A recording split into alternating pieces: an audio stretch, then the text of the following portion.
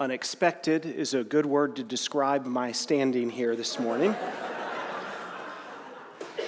And so I've also decided let's just keep it unexpected. I'm going to change. I'm not going to try to preach Catherine's sermon. Nobody wants to hear me try to do that. You might hear it another year at Advent. I'm going to do something very different this morning, and I want to use a text that is often used later in Advent or even around Christmas. I want to use the prologue of John's Gospel to kind of guide some reflections, and in a moment I'm going to ask a bunch of you to help out. So don't get too comfortable sitting there. I'm going to ask for some help here. So let's begin with John's Gospel, the first chapter. Let's listen to what the Spirit has to say to the church. In the beginning was the Word, and the Word was with God, and the Word was God. He was in the beginning with God. All things came into being through him, and without him not one thing came into being. What has come into being in him was life, and the life was the light of all people. The light shines in the darkness, and the darkness did not overtake it. Moving to verse 14. And the Word became flesh and lived among us. And we have seen his glory, the glory as of the Father's only Son, full of grace and truth. From his fullness we have all received grace upon grace. The law indeed was given through Moses. Grace and truth came through Jesus Christ. No one has ever seen God. It is the only Son, himself God, who is close to the Father's heart, who has made him known. This is the word of the Lord. Thanks be to God. So if you spend any time out and about, it's starting to get the Christmas season, right? We try to stay in Advent here in the church, but the Christmas season is all around us. And so the Rick Millers on Friday night, getting some of that spirit, decided to go out and get our Christmas tree and to head to the farmer's market. And on the way there, packed up in her minivan, a deer ran across Centennial Parkway. And instead of picking out a Christmas tree, Catherine Ubered home with the girls, and I waited for a tow truck for our minivan. This all happened before Catherine got sick. It's been an interesting weekend. But this is the time in our household where there's a lot of energy around Christmas. It's the time when lists are being made and shared. Back at Thanksgiving, with all of Catherine's siblings, the family's divided up who's buying gifts for whom, and started to put those lists together. This was supposed to be a weekend where a lot of that work was going to get done. There's at least one set of grandparents that's texting almost every day about the sizes for clothing for the kids. That's something I need to respond to this weekend. And you probably know a child or two, I think I probably know at least one, who are trying to figure out how to use that Christmas list to get as big a haul on Christmas morning as they possibly can, right? So we can say what we want about that phrase we often hear in church, there's a reason for the season, and it's not about all the gifts. But the truth is, all that material, all that stuff that we wrap and package and put a bow on, it can bring a lot of joy to both the giver and the receiver. I mean, even the Magi, the wise men, before they traveled following that star, they packed gifts to bring baby Jesus on that first Christmas. The materialism of Christmas gets a bad rep, and that's for very good reason. But to assume the only thing that matters as we prepare for Christmas are the immaterial things, I think that would be a terrible mistake. All right, now I'm going to change gears. You all know I love science. Most of you know my day job is working for Science for the Church. And I love to bring science to bear on biblical and theological themes and see what fresh perspectives, what unexpected it can bring. And so we're going to do some science this morning. One of my favorite ways to do this is to ask the following type of question. What kind of God created the world the way this or that characteristic suggests? So what kind of God would create a world with life on a planet? What kind of God would create a world that's governed by the laws of physics? What kind of God would create bodies that work and heal the way our bodies do? Those kinds of questions are a really fun way both to see God's creative work, but also to begin to wonder about what the natural world can tell us about God. So can we do that this morning? And will you help me do that a little bit? We're going to have some fun here. We've got props, we've got help. And so my first question is the following. It's a very big question. What kind of God would create a universe that is nearly 14 billion years old, that stretches across 90 plus billion light years of space, and contains something like a septillion stars? It's a big question. Let me read it again. What kind of God would create a universe that is 13.8 billion years old, stretches across 90 plus billion light years of space, and contains something like a septillion stars? All right, before we can answer that question, we probably need to figure out what those numbers mean, right? These numbers are enormous, and most of us can't wrap our heads around it. So this is where I need your help. I'm going to ask Ruth to step up and do the first one here, all right? So we're going to talk about the age of the universe in a calendar year. And so Ruth's got a calendar here. What happens on January 1st? The Big Bang, right? It all gets started, okay? You got to scroll through till March. And in March, you get the Milky Way galaxy, our galaxy. You got to scroll through a lot. You got to go all the way to September, early September, to get our planet. Over 3/4 of the way through the year, we finally get our planet. And then a little later in September, you get the first life on our planet. Now you got to go all the way to December to get multicellular life. The first multicellular life comes in early December. And around December 20th, the first non-aquatic, the first land plants appear on planet Earth. Primates, creatures like us, our ancestors, they show up with 12 hours left in the calendar year. And what about baby Jesus? Baby Jesus shows up on New Year's Eve at 11:59 and 55 seconds. 5 seconds left in the calendar year. That's a sense of 13.8 billion years. All right, let's talk about distances. We have more props. We got to get that understanding of 90 plus billion years. We're going to start with a grapefruit. Margaret, can you be our grapefruit? And Emma Kate, can you come out here and help? I actually was at the grocery store, so I bought a prop yesterday. We actually have a grapefruit here. Let's imagine this grapefruit is here in Raleigh, and it's our sun. Okay, so the grapefruit's our sun, and now Emma Kate's going to walk 17 steps away. All right. And then she may have dropped it because it's really, really small, but in her finger there might be a grain of sand.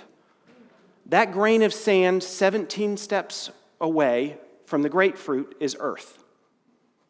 So that gives you a sense of the scale of our sun and our planet. Okay? Now the next closest star is 4.1 million light years. Okay? To get there, you got to go out the door, you got to get in your car, you got to get on I-40, and you have to drive almost 1,900 miles. You'll be just about at the Arizona state line, and that's where the nearest star is to us. Okay? Now that's just the nearest star. That has nothing, that's not even close to 90 plus billion light years across. So those of you that like math, that like fractions, the distance to the closest star, the fraction of that to the span of the entire universe is 0.0000455. Like, these distances are mind-boggling. Okay? And now here's where I need a bunch of help. I need a bunch of volunteers to stand up. Ruth and Margaret are going to hand out some numbers. Emma Kate's going to be our 1, and I need a bunch of zeros. I need a bunch of people to stand up here because I bet most of you don't know what septillion is. So we need to talk about, I'm serious, I need several dozen people to come up and help out. I need the kids, some adults. We got lots of zeros to pass out. And Emma Kate's going to be our one, and we're going to follow zeros. And then I need somebody to help count how many zeros that is. Emma Kate, you're going to need to scoot over towards the drums, I think. All right, we're getting there. How many more zeros do we have left to hand out here? Leave those. All right. Phoebe, you just slide right in there between two adults and you hold up your zero. Good job. All right. So it looks like we got them all.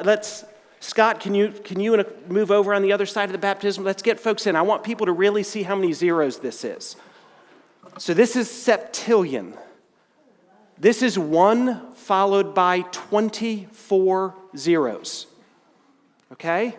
That's how many stars there are in our universe, based on estimates of scientists. We actually can't count that high. We can't see all of those. That's an estimate for how many there are. But that's 1 septillion. All right, I want you folks to hold your numbers. I'm going to need you in a moment, but we're going to do a little bit more here. So I'm going to answer that question. All that space, all that time, all of that matter, all of those stars, I think that suggests that God likes creation, that God likes time and space and material. I mean, think of the size of a star and a septillion of them. Why would a God create that many if material did not matter to God? All right, let's turn to my second question of that same form. What kind of God would create a planet teeming with life? You folks hold tight. We're going to use you in just a second here. So life first appeared on our planet 4.51 billion years ago.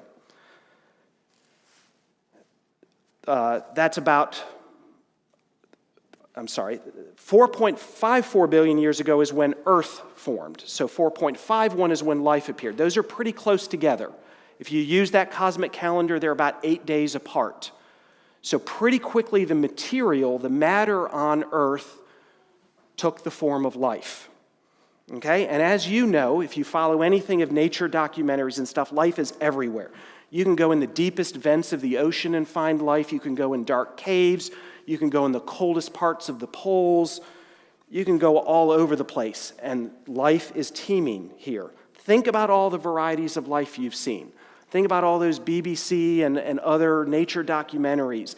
The amazing life, like a whale in an ocean.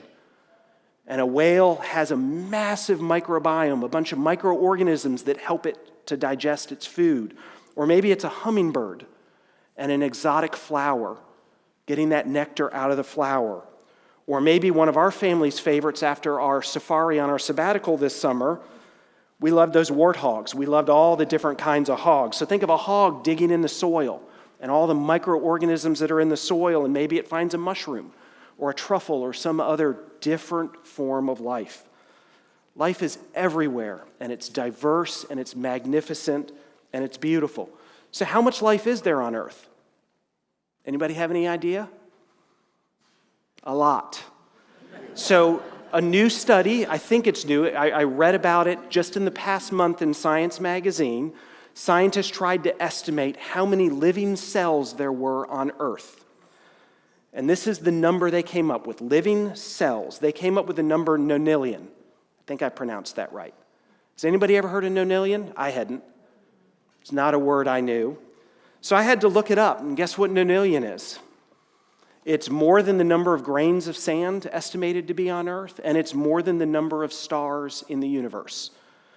So Ruth and Margaret, have a few more zeros. I need a few more volunteers so that we can get to nonillion. Come on, we need a handful of folks to come up. We might need to scoot around a little bit on that other side to get everybody to fit up front. So a nonillion is a 1 followed by 30 zeros. That's how many living cells are believed to be on our planet. Isn't that amazing? Like, isn't that just mind-boggling? All right, thank you to my helpers. I think you've gotten the point across.